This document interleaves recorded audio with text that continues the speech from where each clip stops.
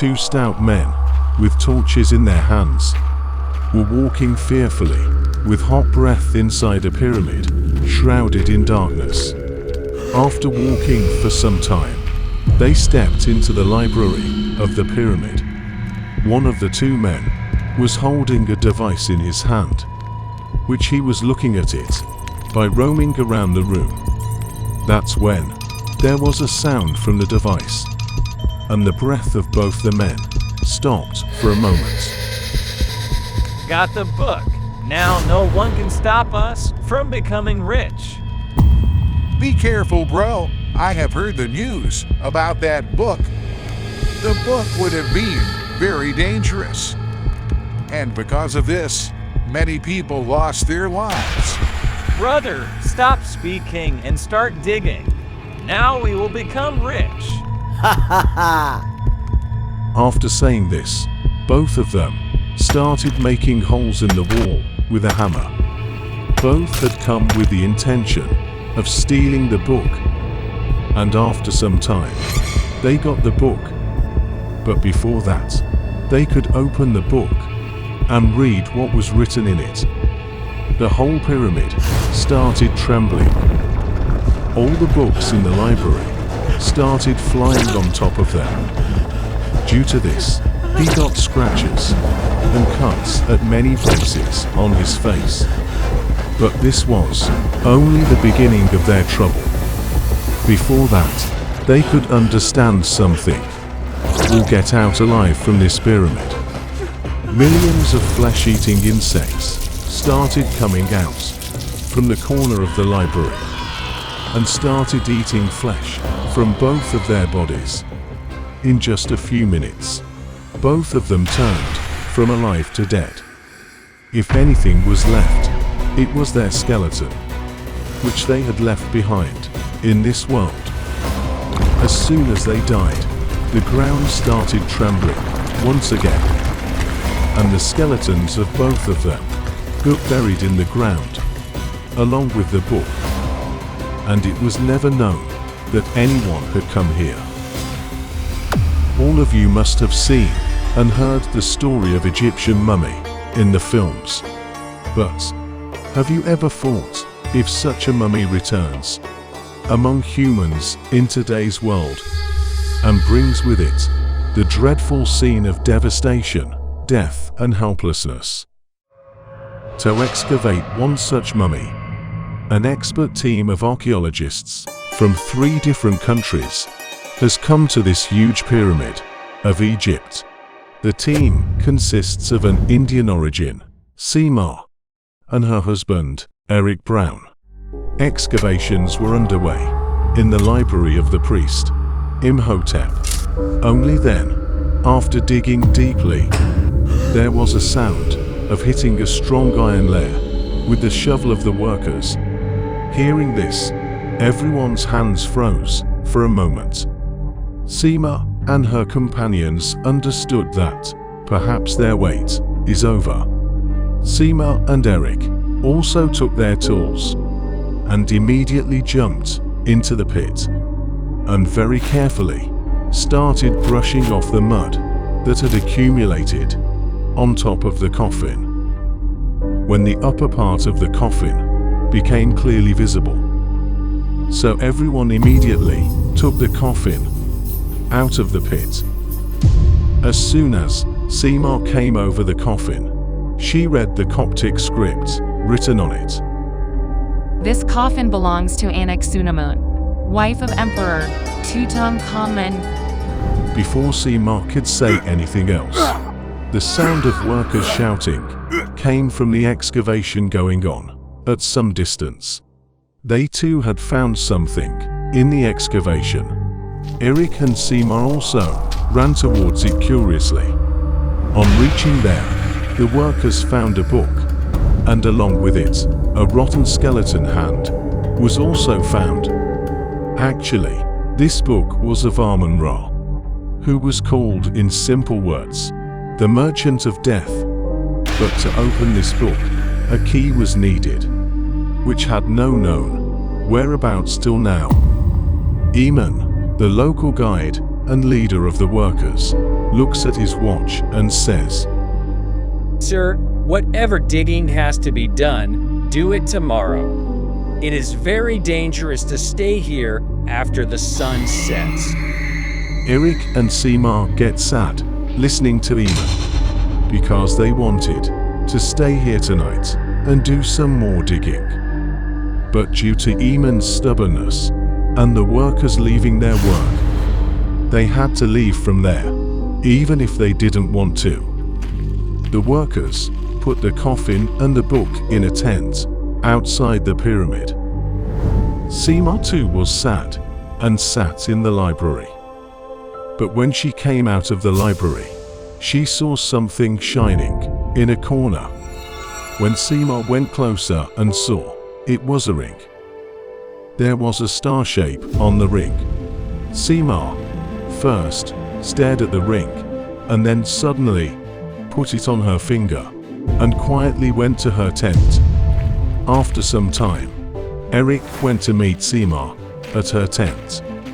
But before that, Eric would say something to her. Seema said, while showing her ring to Eric, Look, what I found in the library. Isn't it a beautiful ring? Seema, this is not an ordinary ring, but it is a key.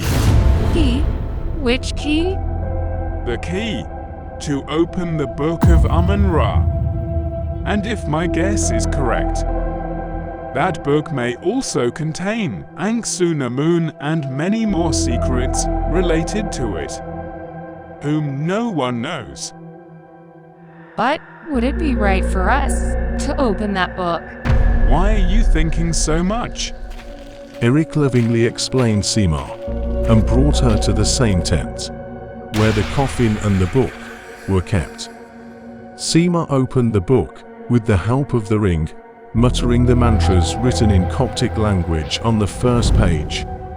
And as soon as the mantra was over, strong winds started blowing. And from the letters written in the book, black shadows started coming out. On the next page, something is written about Anck-su-namun. What are you thinking? Read quickly. What is written next? I don't feel right. Let's go back. Even after listening to Seema, Eric did not get upset and started pressurizing Seema to continue reading the book. Mamat kwadla yamat abdan. Hirat hada tuai du haylal hai. Which meant that the dead cannot die anymore. And after reciting this mantra, even the dead can become alive. As soon as the mantra was recited, black shadows started emerging from the letters on the second page as well. Suddenly, the coffin kept near Seema and Eric opened on its own, and the Book of Amun-Ra reached the skeleton of the mummy. Eric and Seema were fearfully taking their steps towards the coffin, when suddenly Anck-su-namun's mummy came out of the coffin and held Seema's hand and looked into their eyes and screamed loudly, due to which Seema started fluttering in the air. Her whole body itself started stiffening, and in no time Seema's whole body turned black, and her eyes had become as deep as a black well. As soon as Anck-su-namun took possession of Seema's body, she looked at the sky and roared loudly. Her roar woke up the camp staff and other people, and they came out of their tents. Seema also left her tent and started going to another one, and whosoever came in her way, she would tear him apart with her nails and throw them in two directions. Within minutes, the soil of the desert turned red with blood. There were only pieces of meat lying all around, and Seema now again reached back to the library. As soon as he entered the library, he bowed down to the statue of Anubis, kept in the corner. Egypt, in the 14th century, where kings ruled. There, the beautiful Anck-su-namun was forced to marry an aging king, Tutankhamun. Despite this, Anck-su-namun was in love with Imhotep, who was the librarian who looked after the royal library and was also a tantric, the one who had won many wars for the king with the knowledge and illusion of his black powers. Tutankhamun's going to war was a signal for Anck-su-namun and Imhotep. They both will spend the night together, and then one night. How long will we keep meeting secretly like thieves? Just a few more days. Tutankhamun's death is certain in this war. No one will be able to stop us from getting married as soon as he dies. And if it doesn't happen? So the death curse will have to be used on the 3rd page of Amun-Ra. You will be safe. Won't anything happen to you? If anything happens to me, you must bring me back from the lap of death with the help of the life elixir mantra and the key of Amun-Ra. You only have it. As soon as they said this, both of them hugged each other with love. But in the meantime, Emperor Tutankhamun came in the room and caught both of them red-handed. Traitor, we have given you a place in my state and home, made your special advisor, and you are with my wife. Before the emperor was about to strangle Imhotep to death, Anck-su-namun thrust a spear into his chest. Hearing Emperor's shouts, 4 soldiers came inside and made both of them captive. Both were sentenced to be buried alive in the ground. And before being buried alive, Imhotep's tongue was cut out. The ring was taken off from Anck-su-namun's hands, which the emperor had presented to her on her 1st anniversary. But Anck-su-namun cried out to everyone before being buried alive. You people took away my love from me. The day I come back, I will snatch everything from this world. And with these last words, Anck-su-namun's whole body was bandaged. And Anck-su-namun was also buried in the same library where Imhotep's coffin was buried. And the library was sealed with locks and spells forever. Sema was no longer in her senses, turning the pages of Amun-Ra and reciting mantras. As soon as the chanting of her mantras stopped, she raised her left hand in the air, and with the raising of her hand, some dust rose. And from the excavation site, where the Anck-su-namun's coffin had come out, Imhotep's coffin also came out, in front of Anck-su-namun, amidst the dust. My dear Imhotep, I told you we would meet, and that day came. Eric quietly crawled over to Sema and hit her on the head with a shovel lying nearby, due to which the attention of Anck-su-namun was broken, and the book fell down from her hand. Seeing the opportunity, Eric immediately started trying to remove the ring from Sema's hand. But Anck-su-namun was only distracted. Her powers were still the same. She immediately grabbed Eric by the neck and lifted him into the air. Last time someone came between me and my love, I didn't let him alive, so how can I leave you?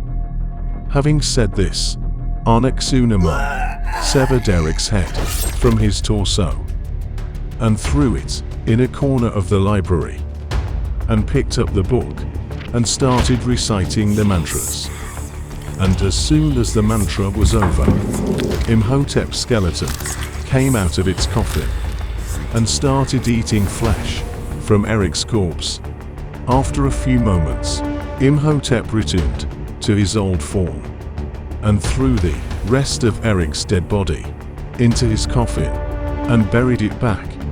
Then he hugged Anck-su-namun lovingly and said, I believe that you would save me from the clutches of death. The work is not finished yet. The account of all the atrocities this world has done to us is yet to be done. My dear, don't worry about that. Just once we get the bracelet of Anubis God, then there will be no such power and army in this world that can stop us.